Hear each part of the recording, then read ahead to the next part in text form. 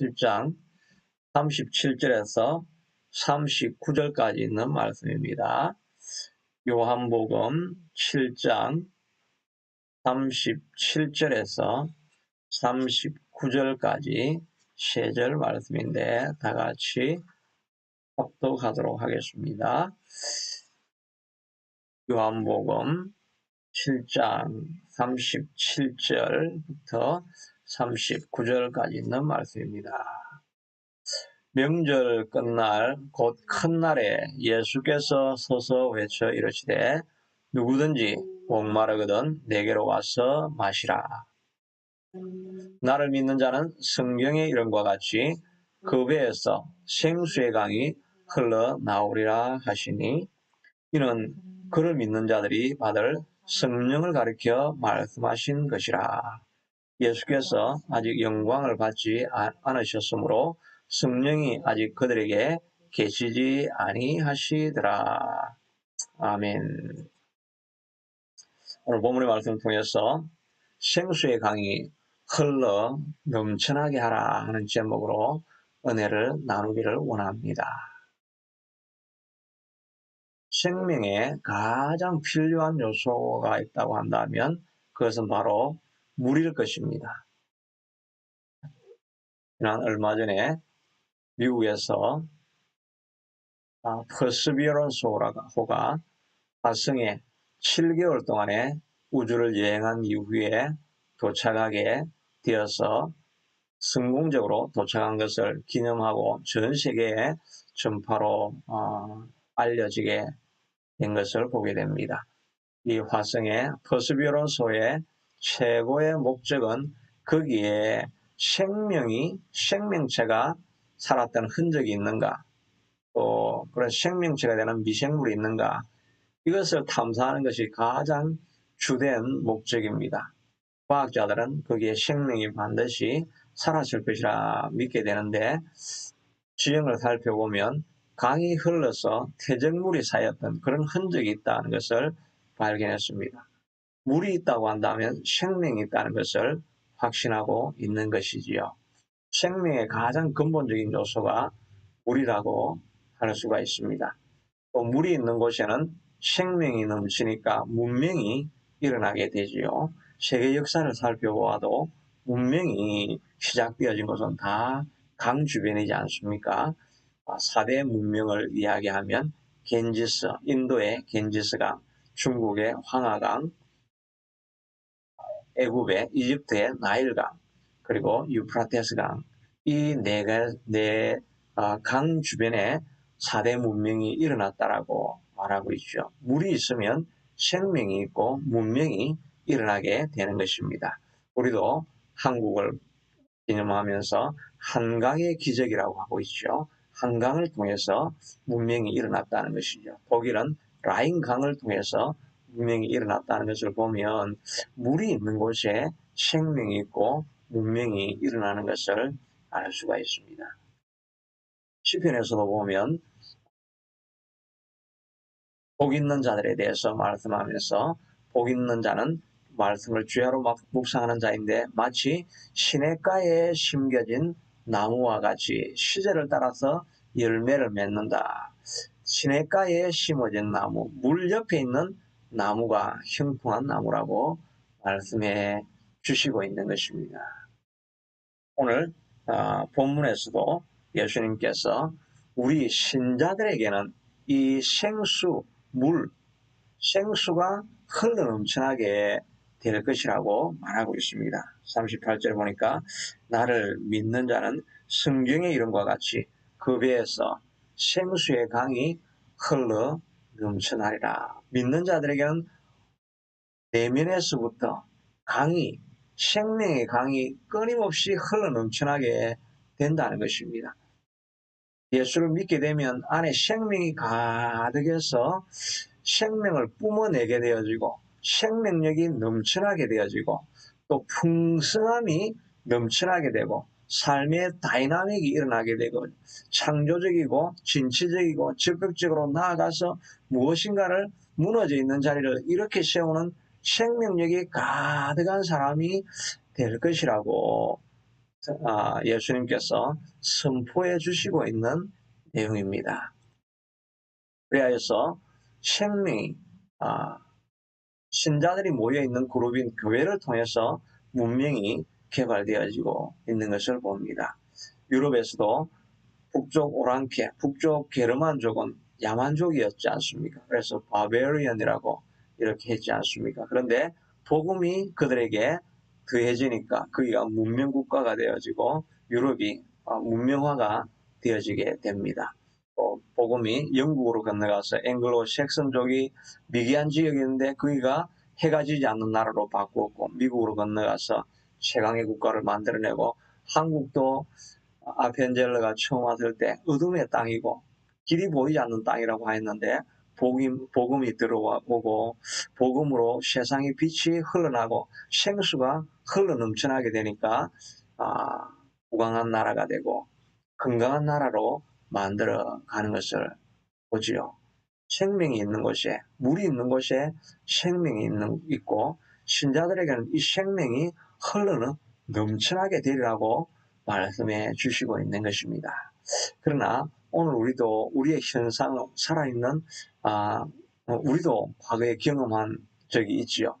예수님이 우리의 마음속에 들어오고 예수님을 경험하고 난 이후에 그 마음속에 흘러넘치는 평강, 흘러넘치는 기쁨, 샘솟는다는 활력 이런 것이 있어서 모든 어둠을 물리치고 죽음의 암이라도 물리치고 우리 앞에 놓여있는 가난의 저주를 다 물리치고 솟아나는 것을 경험하게 됩니다. 마치 아스팔트를 뚫고 조그만 씨앗이 이 아스팔트를 뚫고 나오는 강력한 파워가 있었던 것처럼 우리도 예수 그리스도를 영접하고 생명의 구주로 받아들였을 때 이 놀라운 역사들이 우리의 삶 속에서 일어났던 것을 경험하지 않습니까?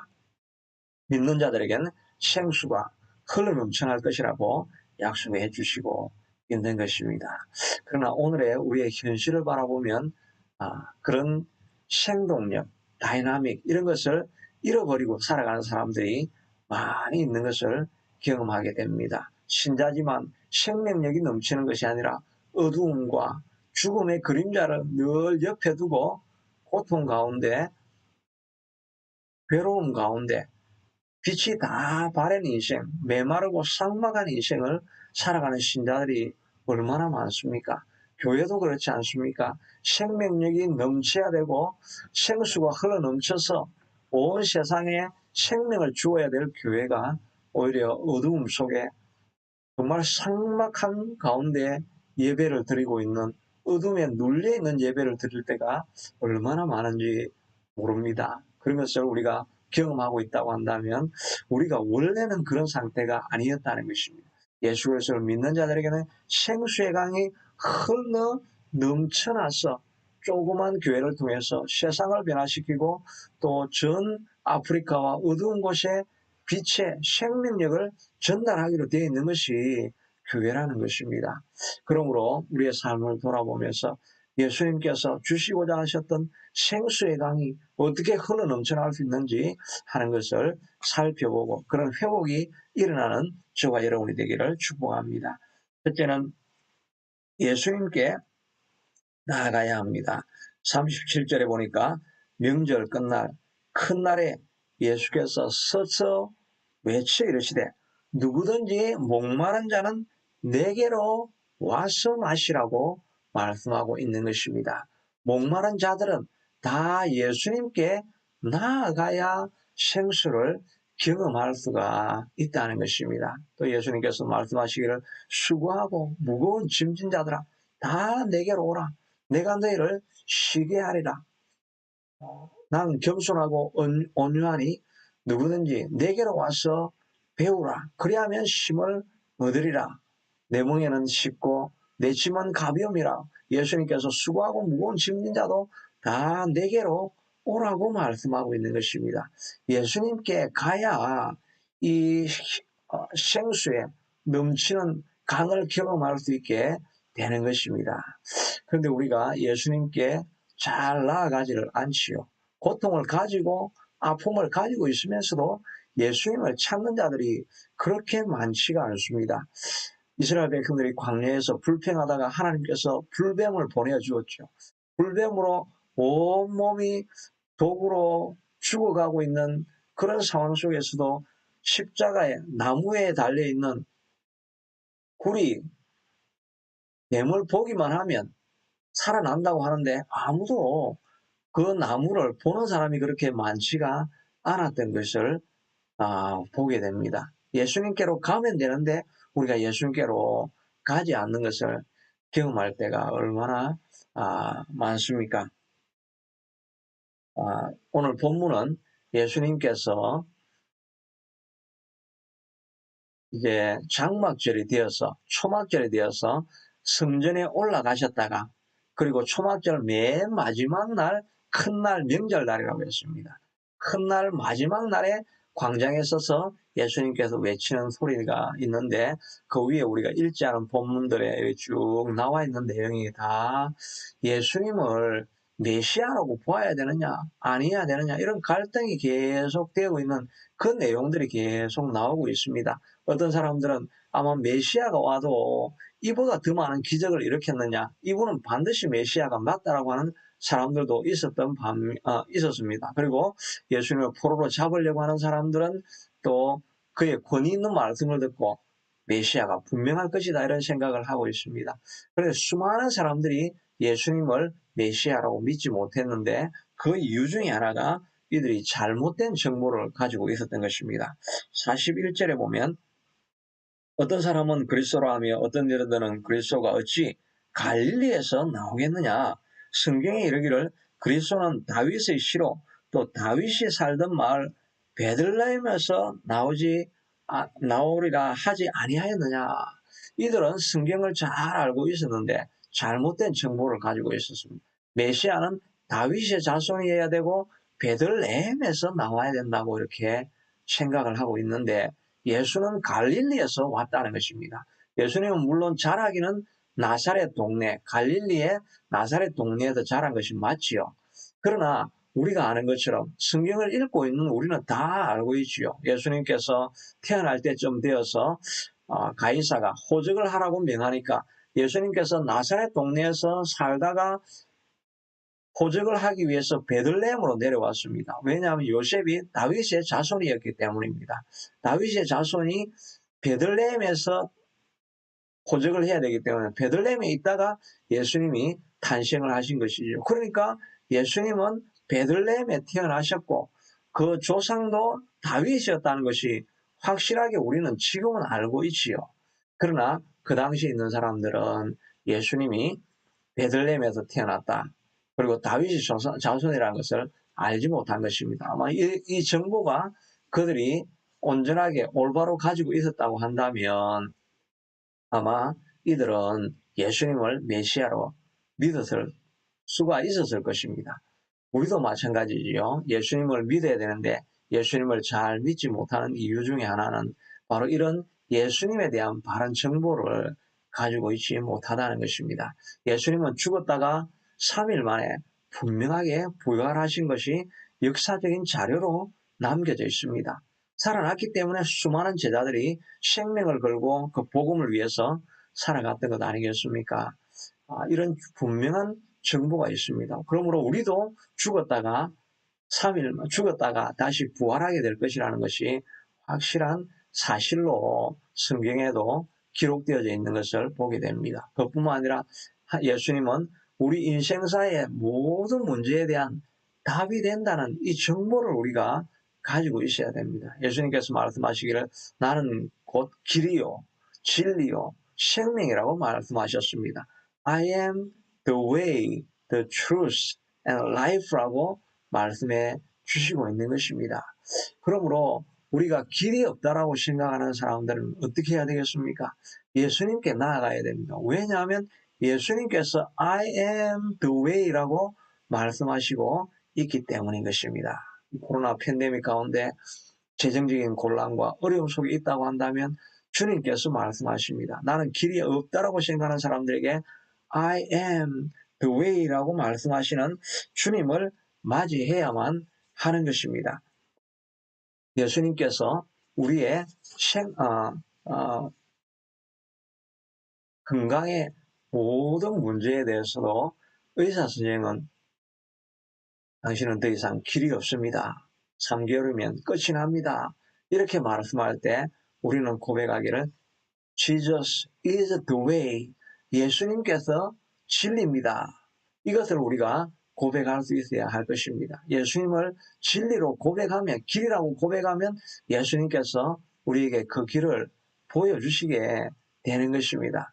홍해를 맞이하여서 이스라엘 백성들이 홍해는 앞에는 10% 물이 흘러가고 있고 뒤에는 애국 군대가 철병거를 가지고 공격해 오고 있고 양쪽은 산으로 막혀 있고 동서남북으로 갈 길이 전혀 없을 때였습니다. 그러니까 그들은 죽은 줄로만 알았습니다. 길이 없다라고 생각했습니다. 그러나 모세가 하나님 앞에 기도할 때 하나님께서 I am the way, 내가 길을 보여줄 수 있다라고 말씀하시고 홍해 속에서 길을 상상도 할 수 없는 길을 만들어 주시지 않았습니까? 예수님은 길이십니다. 이스라엘 백성들이 광야에서 200만이 걸어가는데 그 내리쬐는 떼약볕 안에서 마실 물이 200만이 마실 물이 어디 있겠습니까? 온 주변을 둘러봐도 사막 모래밖에 보이지 아니합니다. 그러나 주님께서는 찾아오셔서 반석을 치라고 말씀하십니다. 반석을 치니까 반석에서 물이 나왔고 이 반석은 곧 그리스도신이라고 말씀하고 있지 않습니까? 예수님은 길이 하나도 없다라고 하는 곳에 예수님은 길이 되어 주시는 것입니다. 여러분의 인생의 모든 길이 막혀 있다라고 생각할 때 예수님은 길이라는 것을 믿을 수 있게 되기를 바랍니다. 한번 말씀드렸던 것처럼 교회를 세우다가 빛이 일어나고 70년대 오일 쇼크로 말미암아서 어떤 목회자가 정말 빚쟁이에게 쫓겨다니면서 정말 죽음과 삶을 오가면서 그저 자살하고 싶은 그런 마음밖에 없을 때 엘리베이터에 타고 있다가 꿈에 그냥 갇혀 있다라고 생각했는데 그런데 예수님께서 찾아오셔서 나를 안으라고 하니까 안으니까 길 밖으로 엘리베이터 밖으로 나와 있지 않습니까? 어떻게 되었습니까? 그렇게 하니까 예수님께서 Did I not say? 내가 말하지 않았느냐? I am the way. 내가 길이라고 말하지 않았느냐? 그 약속을 그가 붙들고 그 전쟁에서 이기게 되는 것을 보는 것입니다. 길이 다 막혔다고 할 때 예수님께서 I am the way.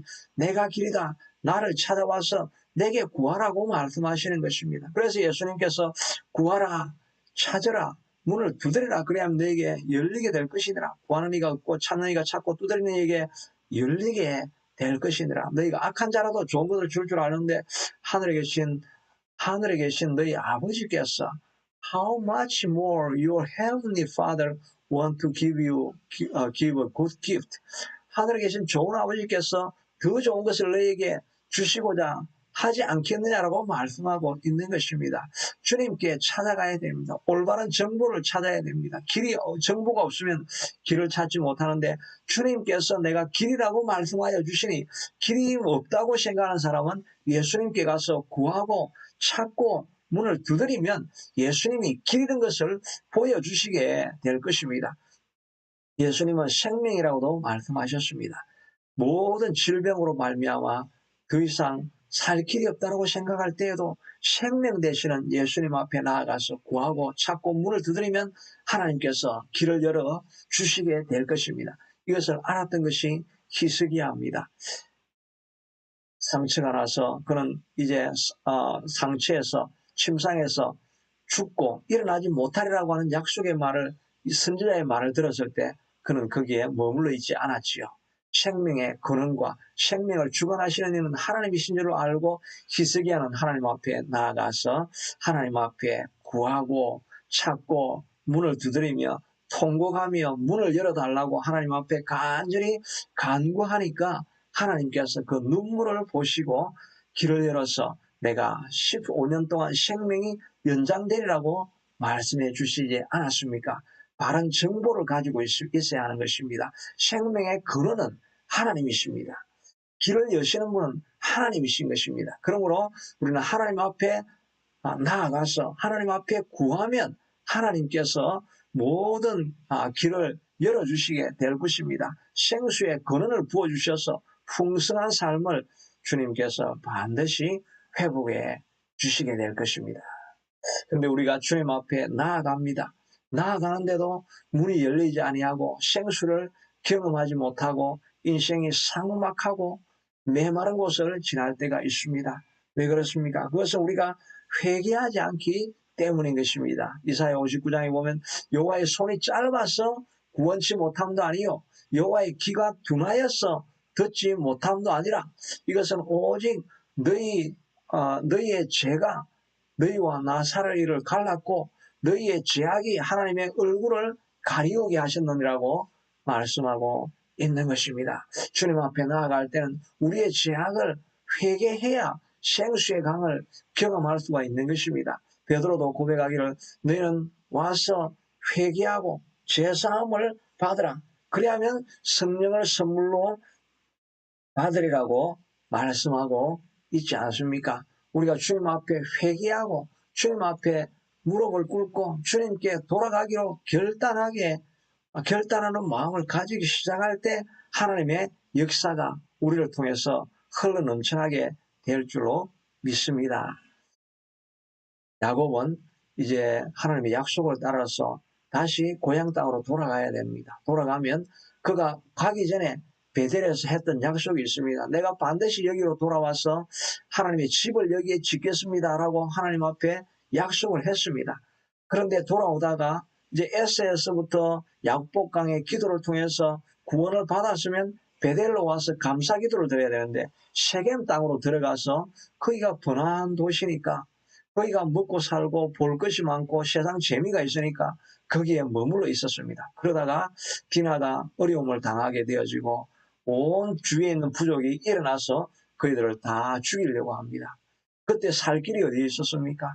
그들은 야곱은 그때서 회개하게 되어지고 자기가 가지고 있었던 모든 검은 장신구 우상들을 다 상수리 나무 안에 다 아래 다 묻어버리고 다 그것을 포기하고 버려버리고 이제 베델로 올라가서 하나님의 집에서 제단을 쌓기 시작하기로 결단하고 거기로 올라가는 것입니다.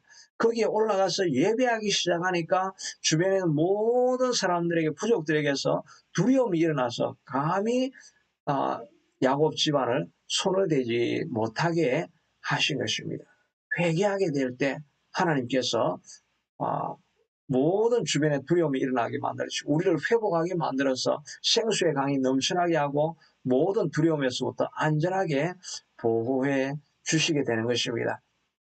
탕자의 비유에서도 보면 탕자가 주님 앞으로 돌아가기로 탕자가 나아가서 재물을 가진 것 같지만 온갖 죄악과 술과 방탕함과 음란함 이 속에서 몰려 살 때는 그에게 아무런 평안이 없었고 마지막에 가서는 돼지들이 먹는 쥐엄 열매를 먹고 사는 낭떠러지에 구렁텅이에 빠진 인생을 살아가게 되어집니다. 빛이 없는 것 같고 길이 없는 것 같고 그의 삶은 너무나 삭막하고 메말하고 인생에 누릴 것이 아무것도 없는 낭떠러지에 떨어져 있었습니다. 그러나 그가 결단하고 아버지께로 돌아가기로 하고 마음이 회개하는 마음으로 나를 이제 아들이 아니라 품꾼의 하나로 종이라도 불러주면 감사할 테니까 나를 받아달라고 주님께 나아갑니다. 아버지께 나아가지요. 그런데 아버지께 나아가니까 아버지가 어떻게 합니까? 그를 동구 밖에 달려나와서 그를 맞이하고 그에게 몸을 깨끗하게 씻게 하고 금가락지 신발을 또 아름다운 옷을 입히고 큰 잔치를 베풀어서 풍성함이 넘쳐나게 만들어주지 않습니까? 하나님 앞에 회개하고 돌아갈 때 다시 풍성함이 우리의 삶에 넘쳐나게 되는 것입니다. 요한계시록에도 보면 7 교회가 있죠. 그 중에 에베소 교회를 향해서도 너희가 처음 사랑을 버렸도다. 어디서 떨어졌는지를 생각하고 돌이키라.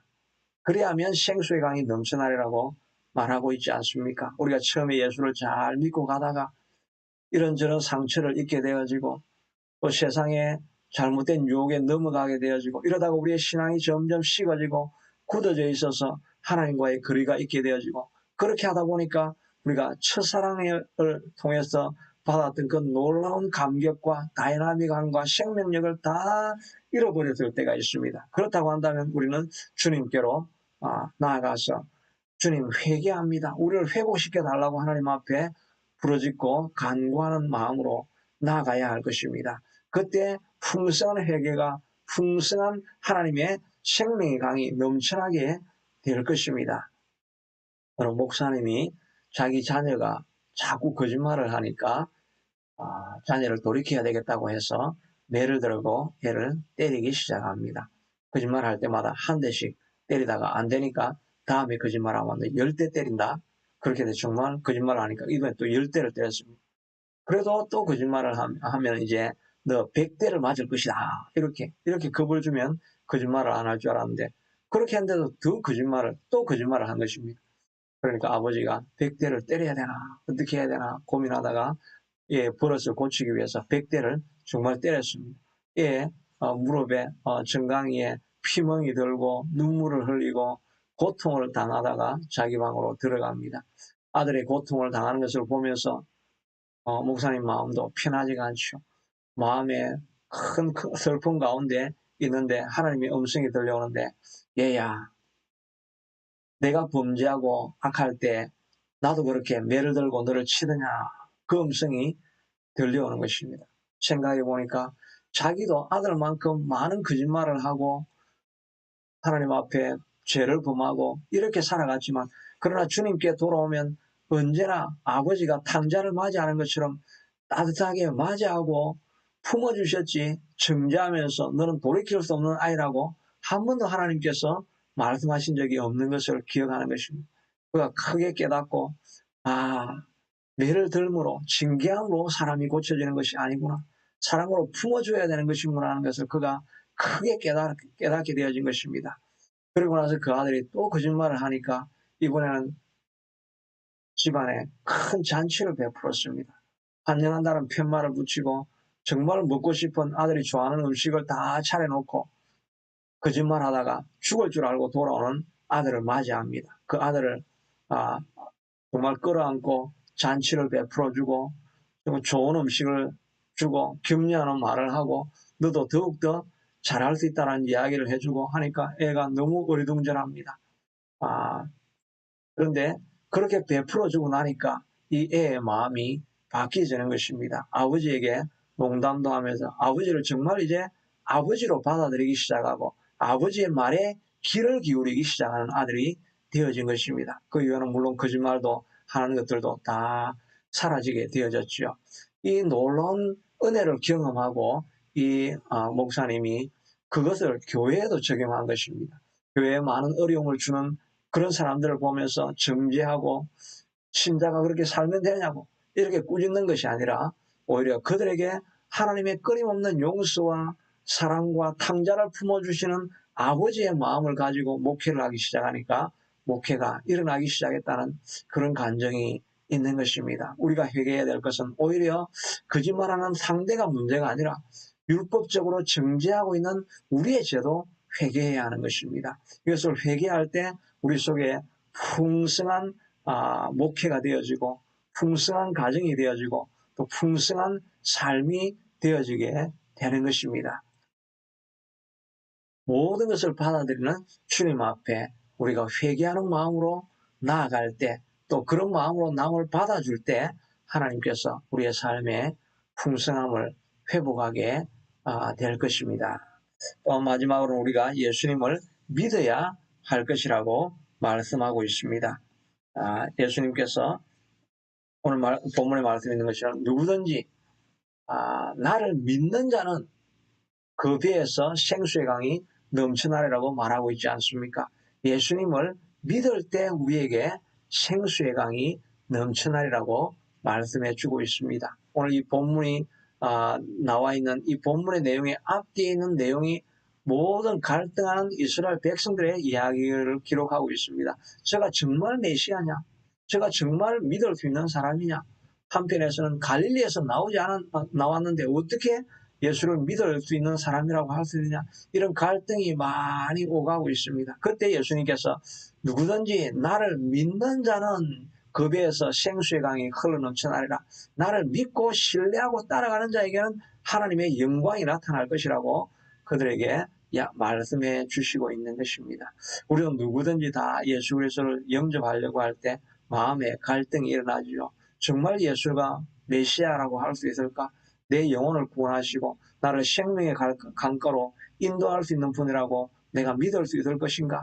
여기에는 많은 갈등이 일어나게 됩니다. 갈등의 요소들이 일어날 수가 있는 것이죠. 또한 우리가 믿음의 한 걸음을 걸을 때마다 내가 정말 예수 그리스도를 신뢰하고 이 믿음의 걸음을 걸어가도 될 것인가?